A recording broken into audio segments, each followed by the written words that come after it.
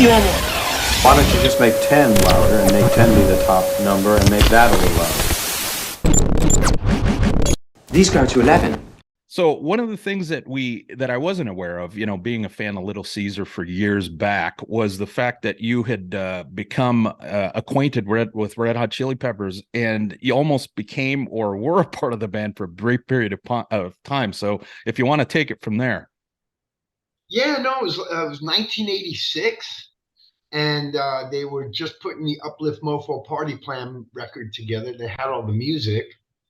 And at this point, Anthony was having a real problem with heroin, and he went into rehab, and they didn't think that there was any way they were going to, you know, work things out with him.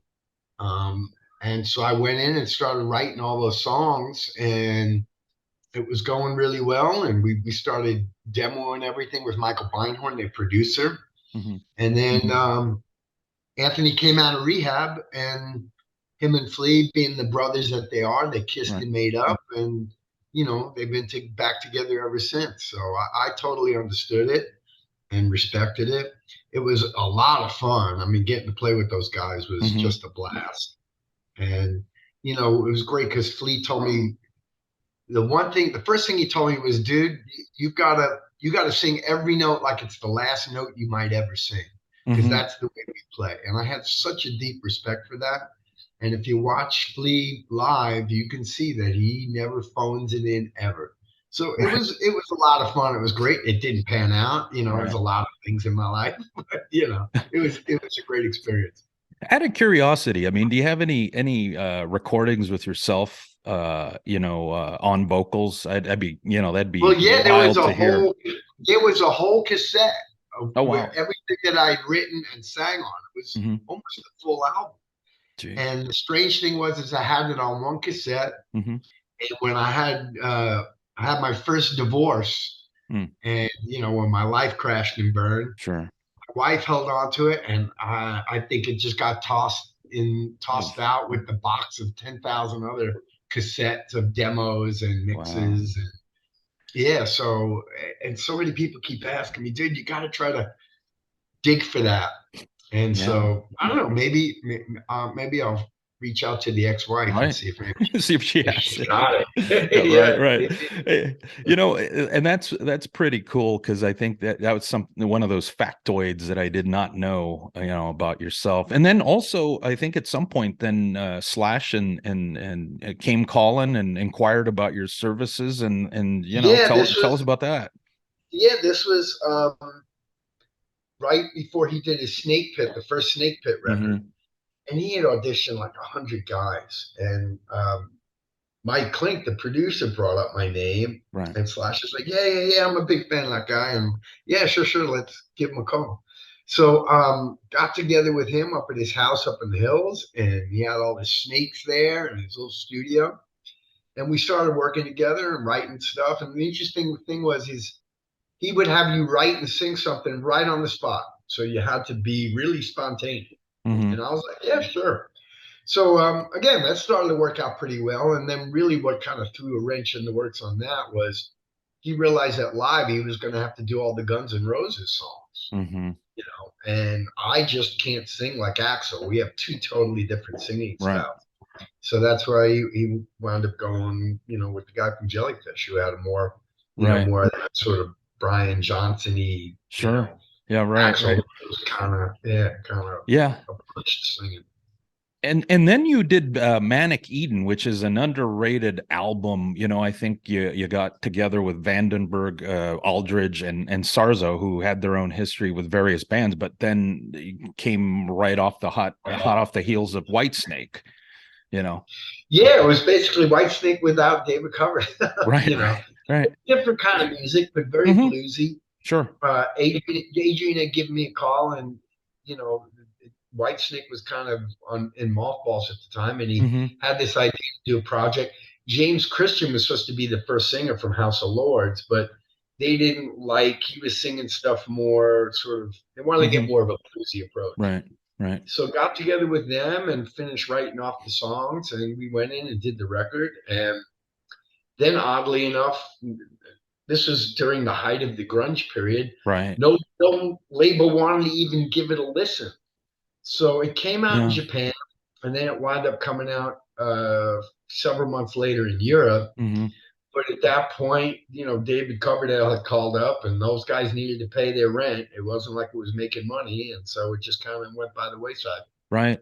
And I think from my recollection in your book, I think the way it was approached is obviously Japan. And then if you built some kind of a buzz in Europe, hopefully that would be released in the United States, but that didn't happen, you know? Yeah, no, it never came to be, mostly because the band wasn't out playing the songs and trying to gain attention to it. Right. Right. And Tommy and all three of those guys, they had bills to pay. They Hmm. couldn't sit around and wait to get signed. Right. Yeah, I just really couldn't believe that. Between the three of those guys, they've sold Hmm. tens and tens of millions of records. But at the time, the labels, if it wasn't, like Pearl Jam or Nirvana or Right. Soundgarden, they didn't even want to give it a listen. So Is that something that ever interested you as far as giving that a go? I know a lot of your I don't want to say your contemporaries because I think you don't fall into that era of the hair bands, right? But I mean you came out at that time, but you didn't fit in. I mean, I think it was you tried to be crowbarred in there by the label or whatever. But was there ever a time you ever tried your hand at any grunge type music, you yourself?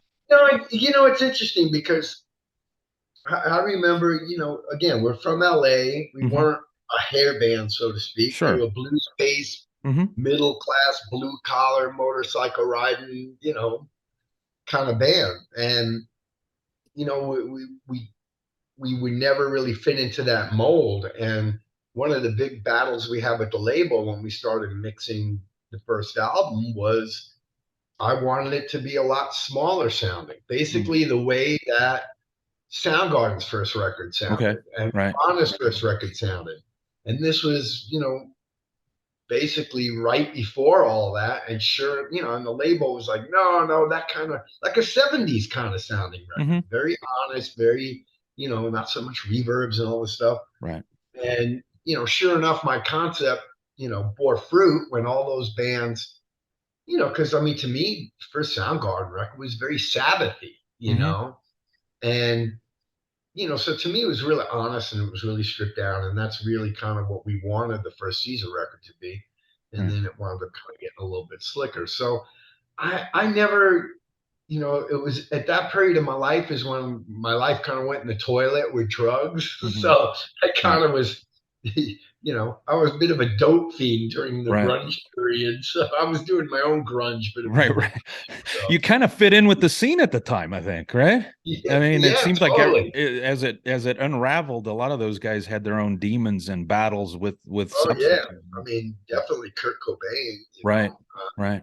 Yeah, it was starting to become heroin was becoming a very popular drug, and Hmm.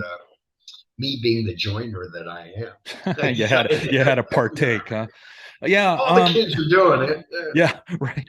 One of the things that's interesting, because I know in the book you kind of outlined how that all happened. I thought it was the other way around. I mean, you joined the Kiss tour, I think for about what was it, 6 weeks or so, Hot Yeah, in the 6 weeks. Shade tour, right? Yep. With Kiss, and I was under the impression, just based on my own math and knowledge as a fan, I thought you guys had gone on that tour after the album had been released, but this was prior to the It was debut it record. was right. It was right as it was coming out. I mean, Okay. I think a week or two into the tour was when the video came out on Hmm. MTV and started hitting on the radio stations and everything. And just as fast as it started to rise up on the charts for everything crashed and burned. So it was definitely a shot down in flames really fast on the business level for us. And Well, you know, what I found really interesting, and I think that could be a standalone chapter in itself, is where you actually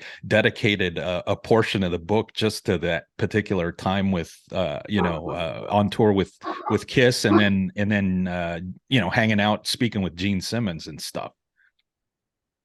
yeah, no, Gene, just being around Gene for 6 weeks, there's never any lack of stories to tell. Right.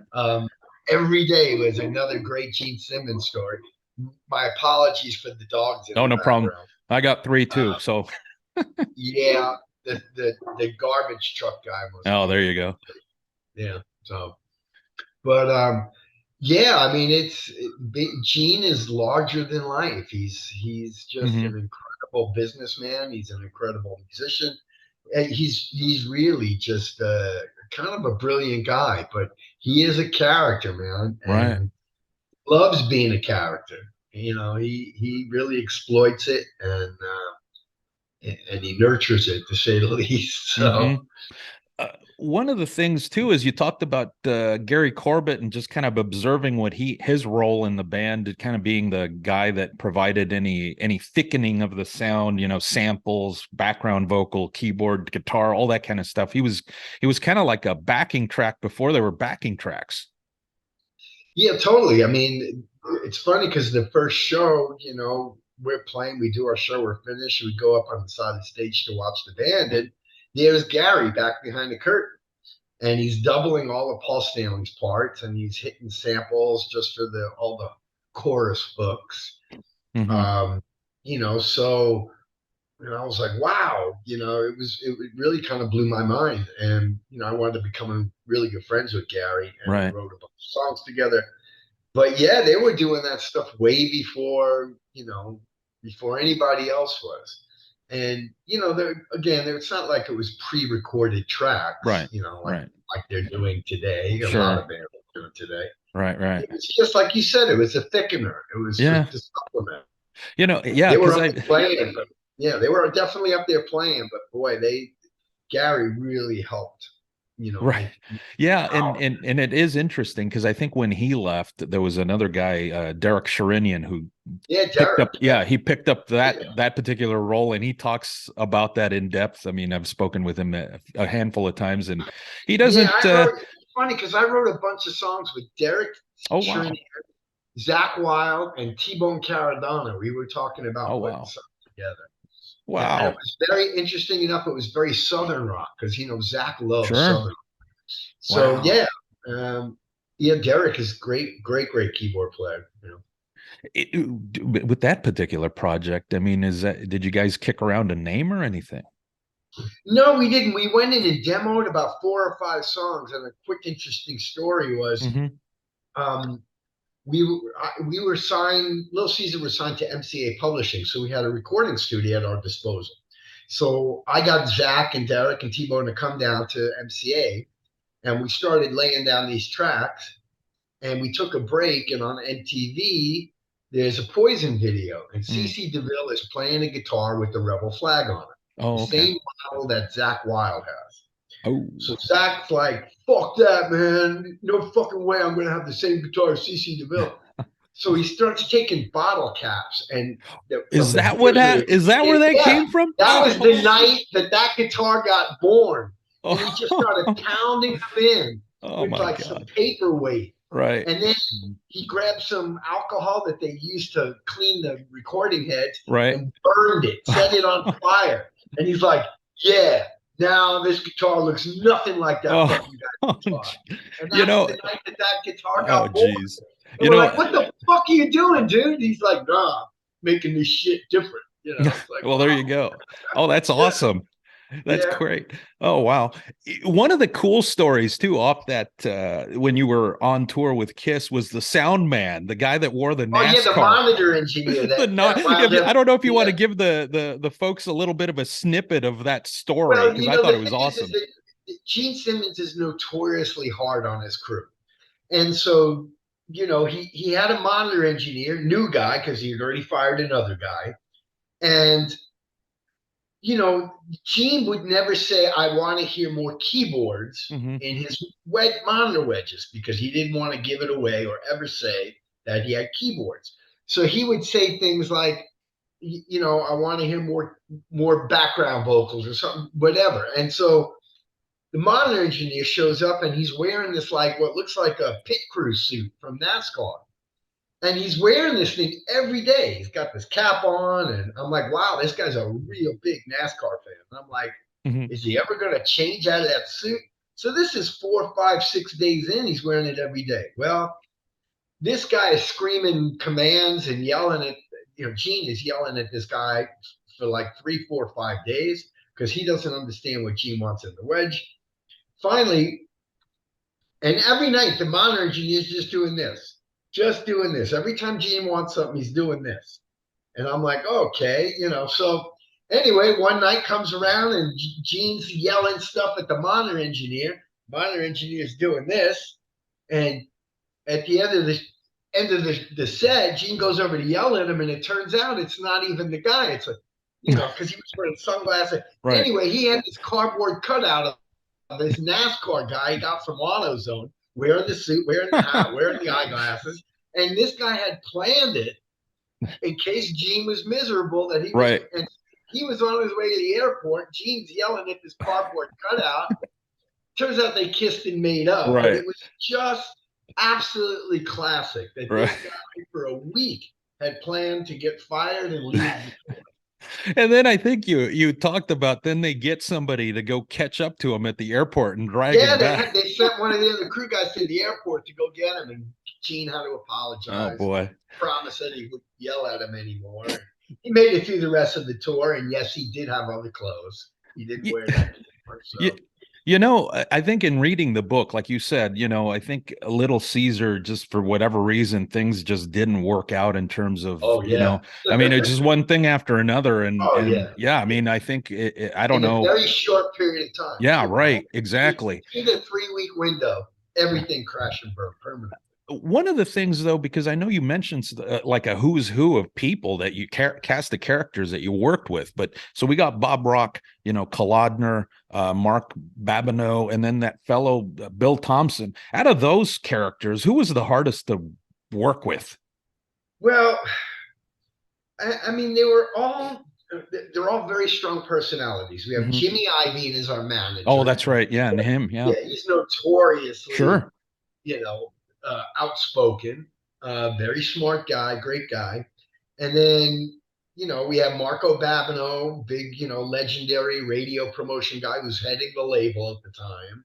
And you got David Geffen, who's also notorious. You got Bob Rock, who, while we were doing the first Caesar record, he went to #1 with Motley Crue. Right. All of a sudden,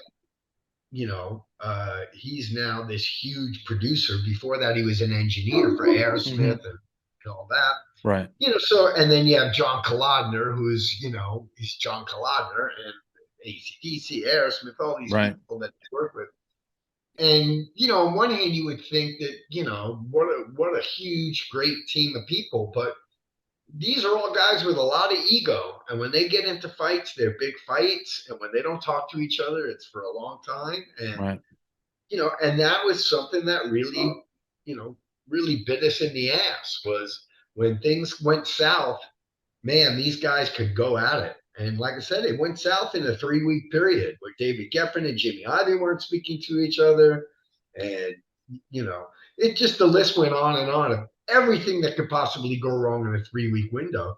And then the last thing with guys like that is when something goes wrong and it's not successful because for whatever reason, they don't want to have any account with that. They don't want to mention that. Oh yeah, you got Aerosmith, but you also failed with Little Caesar. So they're like rats up a sinking ship. When it goes bad, man, they run for the hills. And that's exactly what happened. And again, all of a 3-week window, our career went completely all for bad business reasons. Sure.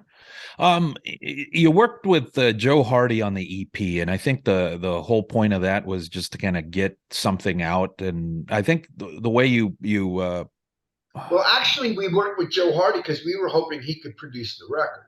Okay, so it was okay.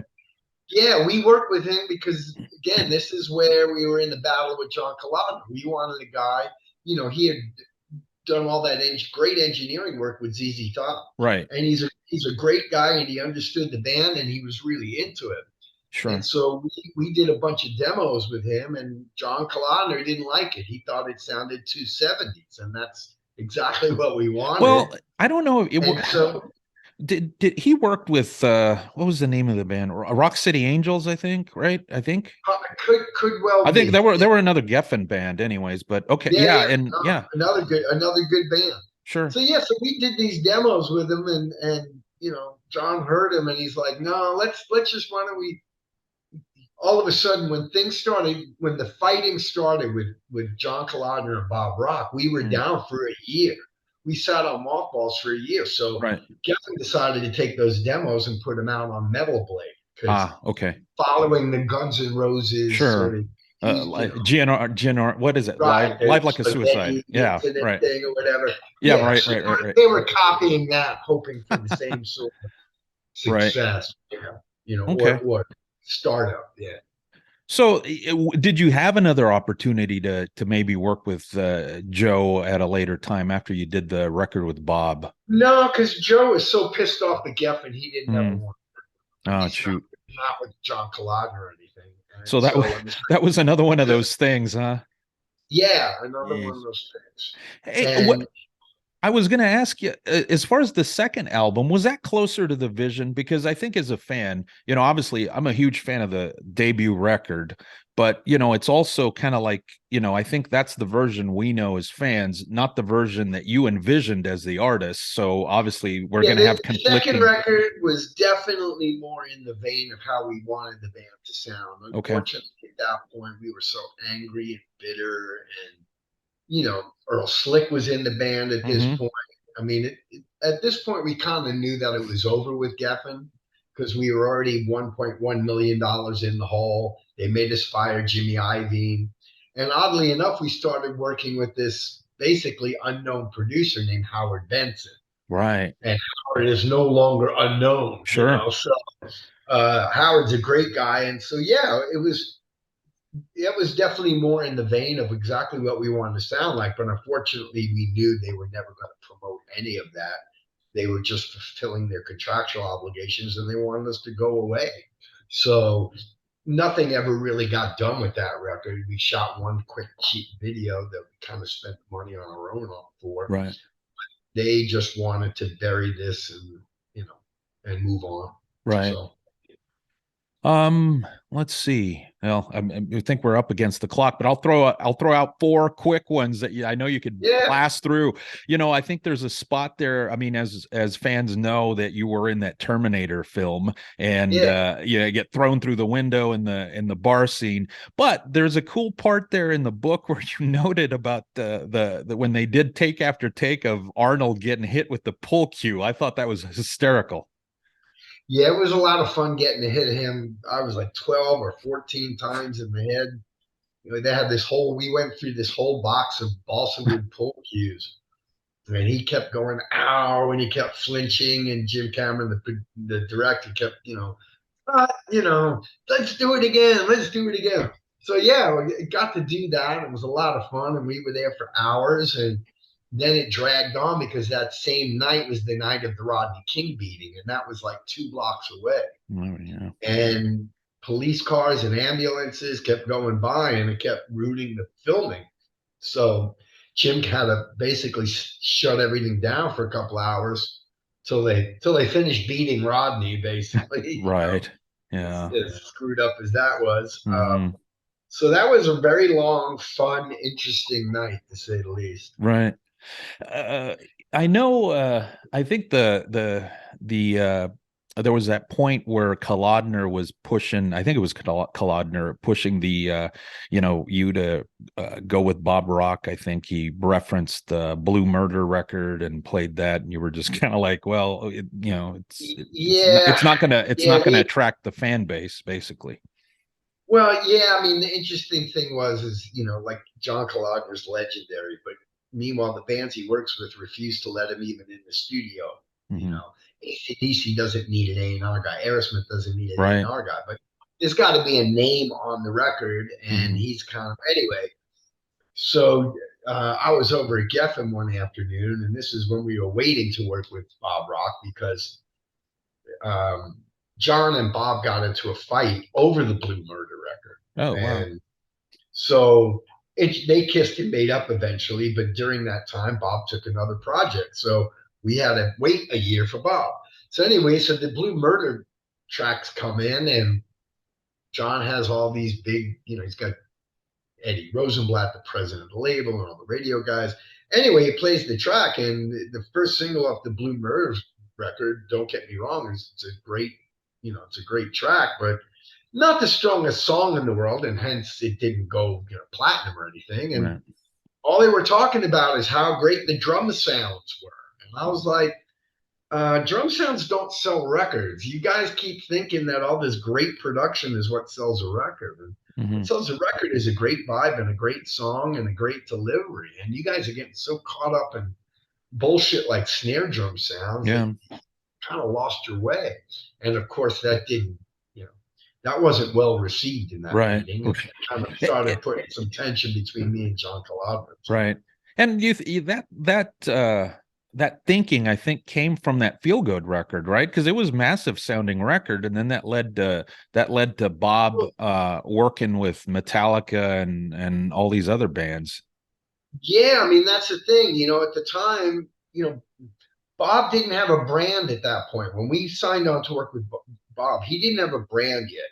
Hmm. And when we first met with Bob, because John kept pushing him, was, we want to do Leonard Skinner meets AC/DC meets Bad Company. And he was like, Hmm. oh man, that would be such a fun record to make. That kind of record. So we went up there, and that's what the record started out being. Very simple, not many overdubs, not a lot of reverbs, not a lot of production. And right in the middle of doing that record is when Dr. Feelgood went to number one. And then it went from, Little C, Bob Rock making a Little Caesar record to Little Caesar making a Bob Rock record. Right. And all of a Right. sudden, he couldn't put out such a drastically different sounding record than the Feel Good record. So that's when all of a sudden we started doing tons of overdubs and tons of reverbs. And he started to just take all the personality out of the band. And Mm. we wanted to be a very personality driven band sonically. Right. And, at the time, if you listen to all those Aerosmith records and Motley Crue records and all the hair band records, of that time, it's a lot of lush reverbs and big drum sounds. And Right. we didn't want to make a record like Right. that. And then we wound up doing exactly that and got into some tension between us and Bob over it. Right. And I know it was Kolodner that brought the idea for the cover of Chain of Fools on there. As far as that goes, I mean, I think Well, it had some. actually, the quick story behind Chain of Fools was when Yeah. we first put the band together, we just had to pick some cover songs to play. Okay. And I had this concept of trying to do a very R&B based hard rock band. So we were like, let's do a cover of Chain of Fools. And it just stuck with us. And Bob made us, John made us record it for the record. And then he made it the first single. And we kind of were arguing with that since day one because it's a great song, but it's a great song because Aretha Franklin sang that song. Right. As a song itself, not the strongest song in the world. Right. But when Aretha could sing the phone book and sell records, so yeah. Out of curiosity, is that Kolodner's real voice? It's like a really wimpy sounding voice. Yeah, John so that this. But you think that's real? I mean, is that real? It almost seems like really. It's real. So if you were to punch him in the face, he'd go, ow. Ow. Yeah, I don't know. I think this track sounds really rocking. Well, yeah, there you go. I think you've spent enough time with him that you got the voice down. Yeah. No, that's his voice. All right. I was just wondering. It just seemed like really fake to me. And all he ever wears is white suits, like he's the Maharishi.